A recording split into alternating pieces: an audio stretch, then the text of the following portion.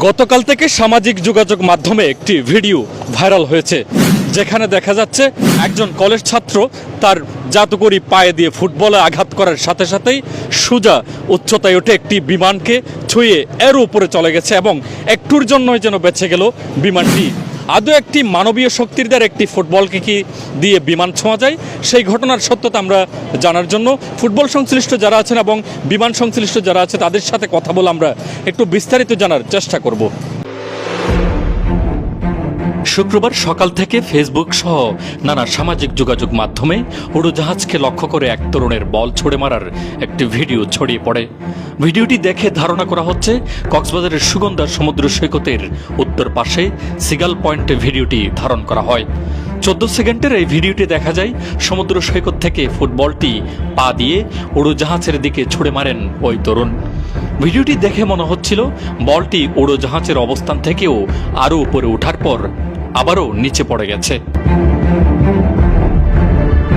কক্সবাজার বিমানবন্দর কর্তৃপক্ষ বলছে, কক্সবাজার বিমানবন্দরে উড়োজাহাজ অবতরণের সময় 1000 মিটার পর্যন্ত উঁচুতে থাকে।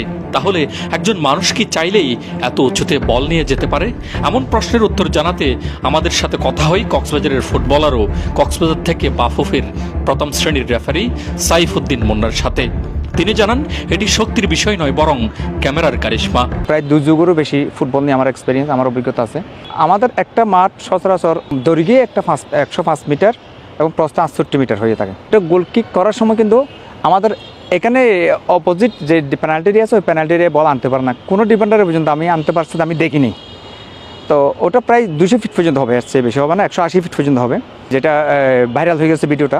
এটা হচ্ছে একটা ছোটো ছেলে, সর্বোচ্চ বয়স হবে কত 15-16 এরকম বয়স হবে, এবং সে বলটা লাথি মারার সময় কিক করার সময় ইনস্ট্যান্ট দাঁড়িয়ে কিক করছে, দৌড়ও আসে নাই, তার মানে সে জোরও পায় নাই। হ্যাঁ, সে ইনস্ট্যান্ট লাথি মেরে ওই কিক করে বলটা উপরে কোনোদিনও 200 ফিটের উপরে যাইতে পারে না, কোনোদিনও পারে না। এটা আমি আমার এক্সপিরিয়েন্স থেকে বলতেছি। আর এইটা বলটা যা দেখলাম যে আপনার প্লেনটা যাওয়ার পরে বলটা কিন্তু কি উপরে উঠছে, আর ভিডিওটা করা হয়েছে নিচ থেকে, যার জন্য মানে বলটা প্লেনের উপরে গেছে এরকম মনে হচ্ছে। যে বিমান চলাচলের ক্ষেত্রে সমুদ্র সৈকত এলাকায় ড্রোন ওড়ানো, আকাশে আতশবাজি নিক্ষেপ সহ নানান কার্যক্রম নিষিদ্ধ রয়েছে। আপনারা যারা বিচে ফুটবল খেলতেছেন, ফুটবল খেলা বন্ধ করেন। বিচে সম্পূর্ণ ফুটবল খেলা নিষেধ। নির্দেশনা জেলা প্রশাসনের নির্বাহী ম্যাজিস্ট্রেট কক্সবাজার। এদিকে কাল্পনিক বিষয় নিয়ে অতিরিক্ত আলোচনার পাশাপাশি উড়ন্ত বিমান লক্ষ্য করে ফুটবল কিংবা যে কোনো কিছু ছুড়ে মারা থেকে বিরত থাকা উচিত বলে মনে করেন সংশ্লিষ্টরা। মোহাম্মদ ইয়াকিন, টেলিগ্রাম নিউজ, কক্সবাজার।